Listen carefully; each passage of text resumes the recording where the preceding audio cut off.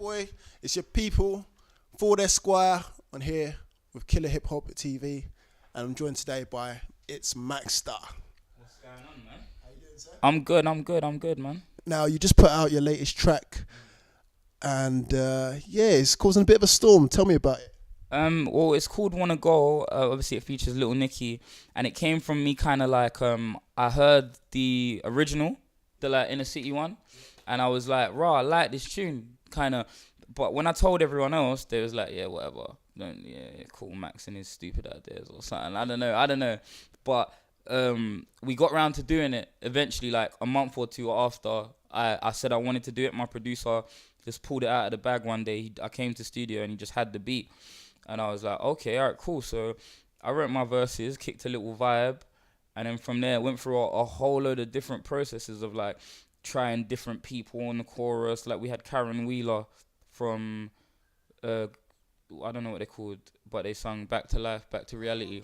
Yeah, we had her on there at first, but and that was, for me, it was such a credible move. But then it came down to marketing and needing someone who's young and fresh. And Nicky's voice was just crazy and knocked the tune out of the park. So, yeah. Now, I've seen the video to it. It reminds me of a lot of a very London touristy type video. How did you come about the concept for that? I don't know. I don't even think it was me, man. It was my manager. He was just like, "This is what I see for it," and I was like, "You know what?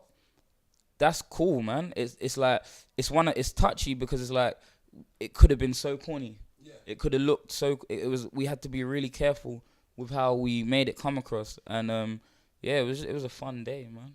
Yeah. You had the track called What It Looks Like. Now you're sending for a few people in that track. How did that come about? Strategic moves. Yeah. Nothing malicious, not just like for the love of grime, for the fun of it, but also because I knew there's a good chance if I say 30 people's names, like maybe even 15, even 10 might reply. Yeah. And that's good enough because I got a single out. Yeah. And even if your fan base is bigger than me or lower, I just need you to spread my awareness in this current state of time. You know what I'm saying? Very smart. Okay. And even when I heard the diss tracks back to me, I appreciate music, and I appreciate we haven't had that kind of thing for a while in grime. So I was happy. I was just happy to even be getting sent for, you know. Was there any diss tracks that you enjoyed or you took notice of? Yeah, I liked Blizzard's. There was a guy called A9. I liked his. There's a guy called Eyes. There's a guy called... there's a lot of people, man. Yeah. But most importantly, I did that for us as a grime scene. Not just selfishly Maxsta, but I did it for... We finally had like something to do. Yeah. This whole year, we haven't had anything, so... Do you think since the Kendrick Lamar track with the Control track, do you think the grime scene's been missing that?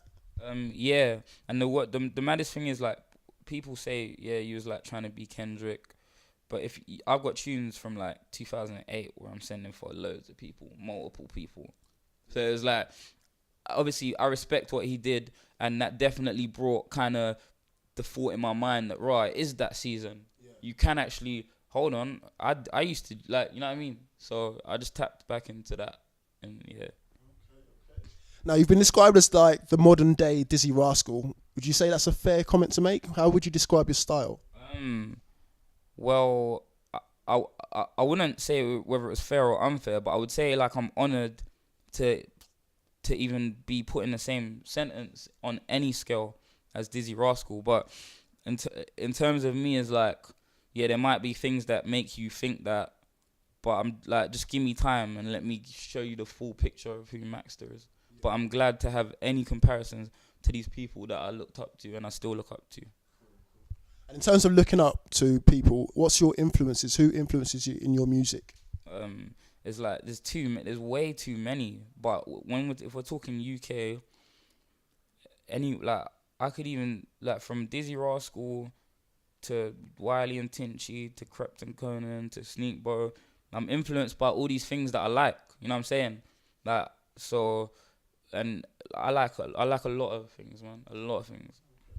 Now, you talked about Krypton Conan, and they're obviously doing a lot of big things right now. Since you've been signed to Sony, Has anything changed? Anything? Nah, just the fact that when I do a record, there's certain things now behind it. There's a machine. Yeah. That's all. Nothing else has changed. Okay. Yeah. Now let's talk about bars. Now you're a bit of a lyricist. Let's talk about some of your bars now. What actually influences you in terms of writing lyrics for your songs? Is there anything that you do in particular? Is there any methods towards your madness? Like there's a lot of different ways about it, but like I think I was a little tipsy when I wrote "Wanna Go," kind of, you know. It's like I go in the studio and it's like you have to be the vibe that you're trying to give people. You can't be on a party record but not be in the booth feeling like you're wavy. You know what I'm saying? So you always need like bottles of champagne, vodkas, and all the rest of it like that. I just get the cheapest, dirtiest Glen's vodka, little £6 bottle to myself, and then back it in like 3 gulps. And that's it. And then we're on one. But obviously it's not always like that. Sometimes I just go in and write. But in terms of me, in general, the craziest stuff is gonna come out when I'm a bit less than sober, kind of. Okay. So, what have you got coming up in the future? Any albums coming up? Any mixtapes coming up? I'm thinking about doing a mixtape before the end of the year, but it's like a touchy one because do I need to sell a mixtape and do I want to give my music away for free, like kind of thing. So definitely my next single is coming, and that's like people aren't. It's big, man. People are gonna like it because it's not. It's like you'd think as I guess people expect me to as each tune does well, I'm gonna get like more poppy and stuff. Like yeah, I'm gonna get more poppy, but I'm also gonna get more grimy on that same record. You know what I'm saying? So I'm just excited for people to see what we're actually trying to do when it's all unveiled and that. But like just like how with Wanna Go, you had the saga of me and Screw started working together closely and and we did It's Not What It Looks Like. It's Not What It Looks Like. I did that. It's like every song is gonna have its own things that's around it, its own moments, its own freestyles, its own song that I just shoot a video to on SBTV or something. I'm literally trying to be at the top and be on the side, the left, the right, everywhere. Yeah. And have you got any collaborations in mind? Any producers you want to work with? Any artists you want to work with? Well, I would like to. When it comes to producers, there's so many good ones that I couldn't just say I want to work with this one or that one.